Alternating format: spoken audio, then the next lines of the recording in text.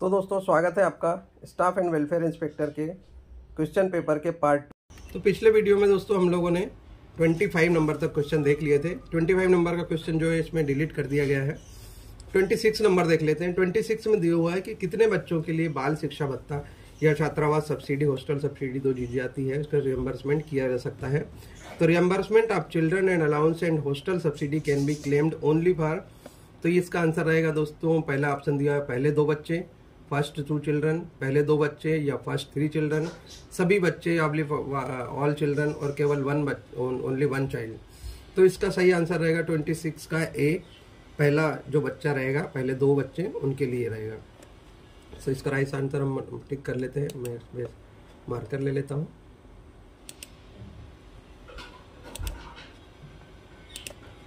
तो इसका आंसर दोस्तों रहेगा पहला वाला। नेक्स्ट दिया हुआ 27 नंबर का, कर्मचारी मुआवजा अधिनियम के तहत अनुग्रह राशि की अधिकतम सीमा क्या है? What is the ceiling of ex gratia compensation under ECA, employ compensation act 1923, जिसको बाद में ईसीए 2009 भी बोला गया है, मतलब उसमें संशोधन कर दिया गया है। तो इसमें दिया हुआ 75 लाख, 25 लाख, 40 लाख और 30 lakh.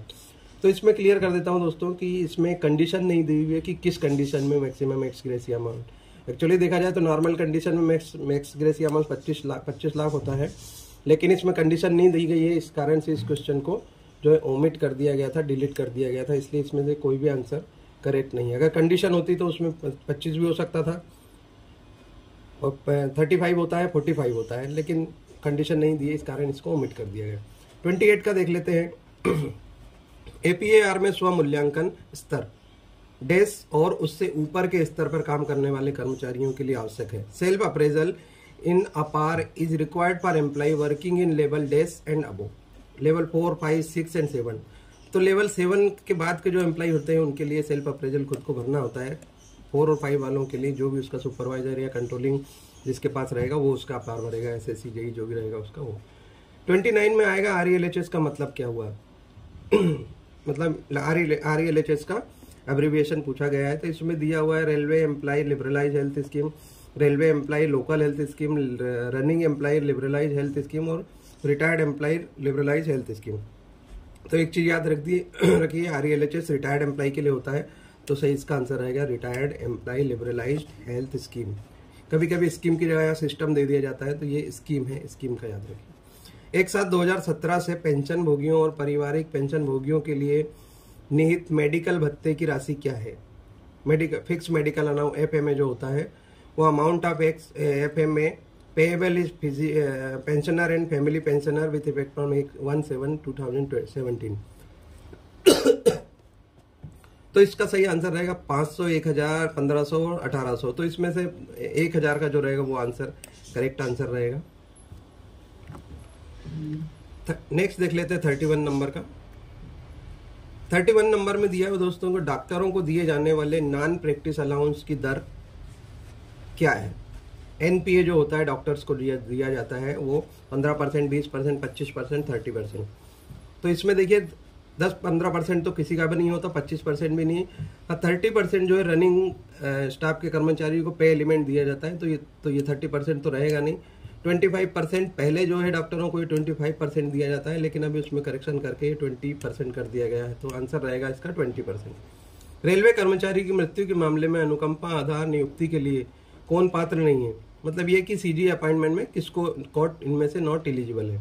Who is not eligible to be considered for CGA in case of death of railway employ की डेथ हो गई, उस कंडीशन में सीजीए के अपॉइंटमेंट के लिए विवाहित अगर उसका पुत्र है, मैरिड सन, मैरिड डॉटर, स्पाउस और बहन हुई।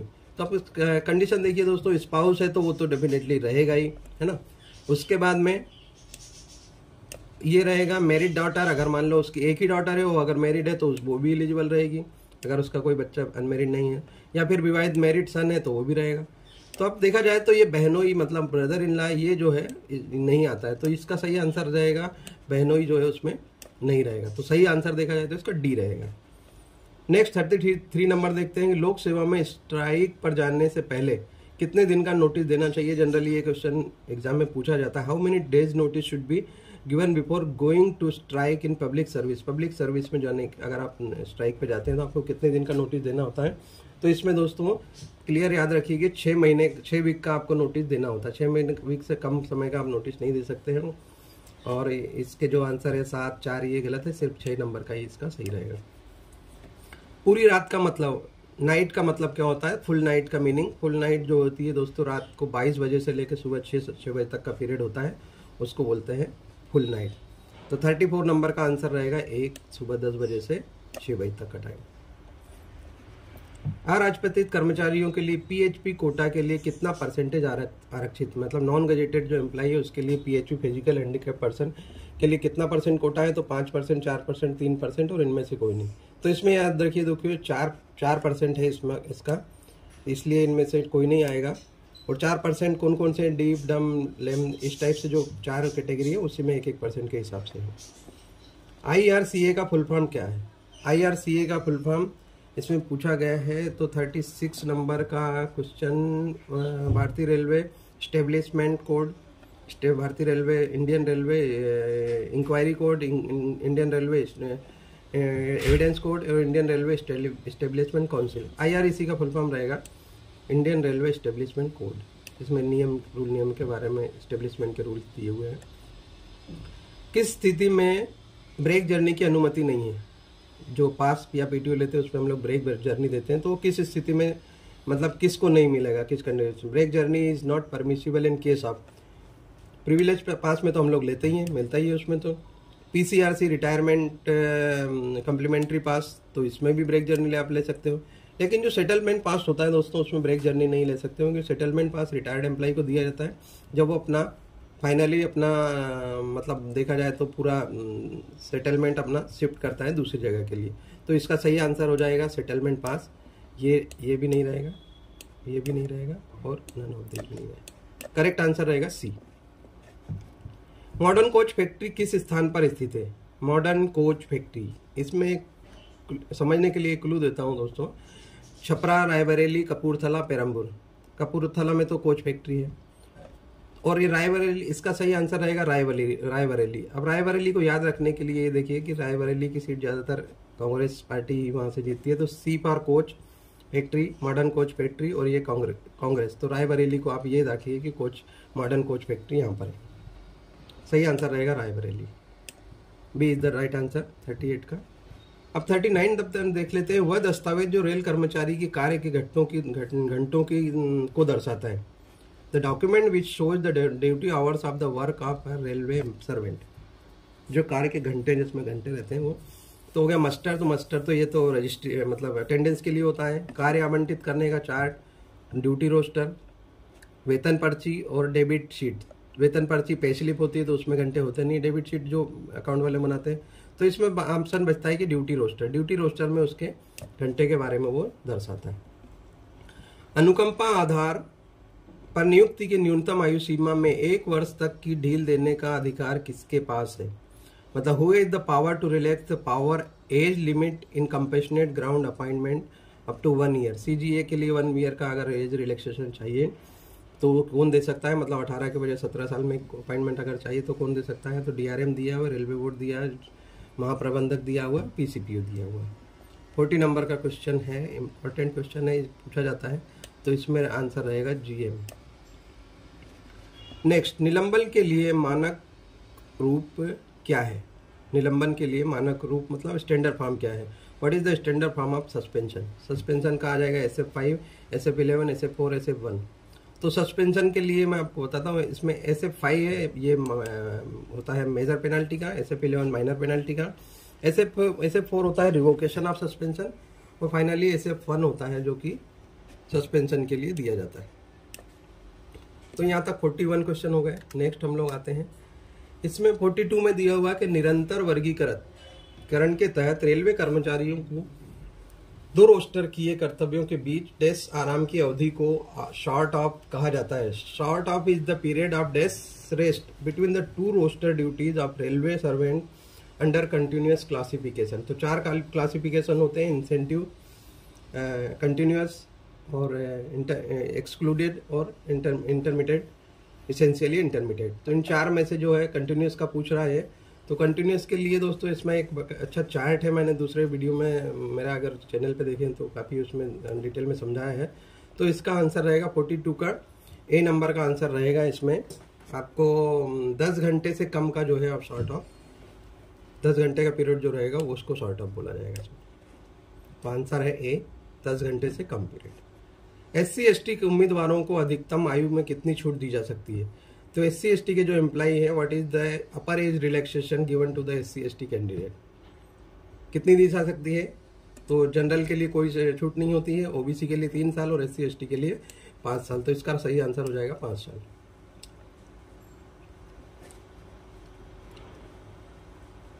RLC, what is full form of RLC?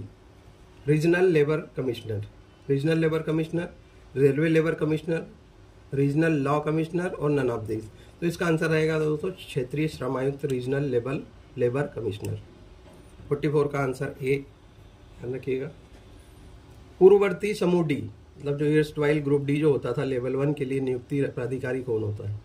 तो लेवल 1 के लिए याद रखिए जूनियर स्केल, मतलब जो बोले हैं कि एपीओ उसके लिए मतलब अपॉइंटिंग अथॉरिटी रहेंगी। तो इसमें देख लिया आ जाएगा answer junior scale, B is the correct answer. दिया हुआ है सीनियर सुपरवाइजर, सीनियर स्केल और जेएजी, और जेएजी जो होता है वो लेवल 6 के ऊपर, लेवल 6 या उसके ऊपर। अब 46 देख लेते हैं। भर्ती ग्रेड में अराजपत्रित कर्मचारियों के लिए PHP कोटा कितना है? What is the PHP Kota for non gazetted staff in recruitment grade? Recruitment grade की बात कर रहा है ये। 46 में 1%, 2%, 3% और 4%। 46 नंबर का क्वेश्चन का आंसर रहेगा। अभी पिछले वाले क्वेश्चन में भी मैंने बताया था आपको ये 4%, तो answer D is the correct. MSCP के तहत वित्तीय उन्नयन प्रदान करने के लिए संशोधित न्यूनतम बेंचमार्क क्या है? What is the revised minimum benchmark for grant of financial upgradation under MSCP? Modified asset career progression scheme के अंदर जो है 10-10 साल में 3 जो इंक्रीमेंट दिए जाते हैं या प्रमोशन दिए जाते हैं, तो उसके बारे में पूछा है कि उसके लिए क्या आपका बेंचमार्क होना चाहिए, आपका परफॉर्मेंस का, मतलब CR में आपका क्या होना चाहिए? Good, average, very good, outstanding. तो इसमें देखिए CR में जो होता है सबसे अच्छा होता है आउटस्टैंडिंग, उसके बाद में हो जाता है वेरी गुड, फिर गुड, फिर एवरेज और बिलो एवरेज। तो इसमें कम से कम जो है आपको वेरी गुड होना चाहिए। अगर वेरी गुड से कम है तो आपको MSCP का बेनिफिट नहीं मिलेगा, याद रखिए। Answer correct, C is the correct answer. 48 देख लेते हैं। सर्वोच्च अनुशासनात्मक प्राधिकारी कौन है? Who is the supreme disciplinary authority? Supreme मतलब सबसे बड़ा, सबसे बड़ा, उससे ऊपर कोई नहीं होता है। रेलवे बोर्ड हो गया, रेल मिनिस्टर हो गया, प्राइम मिनिस्टर हो गया, प्रेसिडेंट ऑफ इंडिया। तो भारत का सब प्रथम नागरिक कौन है जो सबसे मेन है? वो प्रेसिडेंट ऑफ इंडिया। तो इसमें आंसर रहेगा प्रेसिडेंट ऑफ इंडिया, क्योंकि यही डिसिप्लिन अथॉरिटी जो DNAR है उसमें माननीय जो प्रेसिडेंट ऑफ इंडिया है उनको ही जो है सुप्रीम डिसिप्लिनरी अथॉरिटी बना गया। तो D is the correct answer. 49 देखते हैं कि आश्रितों सहित कितने सदस्यों को प्रिविलेज पास में शामिल किया जा सकता है? Including independent, how many members to be included in the privilege pass? जो प्रिविलेज पास जनरली हम लोगों को मिलता है उसमें कितने, अगर इंडिपेंडेंट है तो कितने लोग मेंबर हो सकते हैं उसमें? तो ज़्यादा से ज़्यादा इसमें 5 मेंबर हो सकते हैं। अगर आपने इंडिपेंडेंट एक या 2 इंडिपेंडेंट उसमें अगर रखे हैं, 5 से ज़्यादा मेंबर नहीं होंगे। हाँ, अगर वही फैमिली मेंबर है, अगर उसमें इंडिपेंडेंट को छोड़ के फैमिली मेंबर है तो उसकी कोई सीमा नहीं है।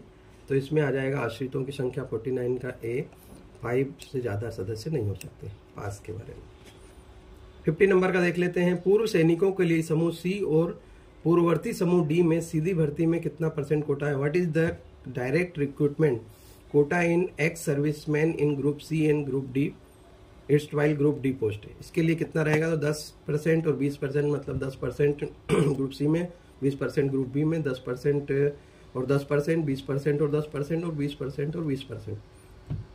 तो इसमें याद रखिए कि ग्रुप सी में जो होती है भर्ती, मतलब ये ऐसा है कि याद करने के लिए कम पोस्ट का है, या फिर सी पहले आता है डी से तो उसके लिए 10%, डी बाद में आता है तो उसके लिए 20%। इस तरह से आप कुछ भी एक अपना एक ये बना सकते हैं कि इस तरह याद रहेगा। तो 10% ग्रुप सी में है और 20% ग्रुप डी में। ए इज द करेक्ट आंसर।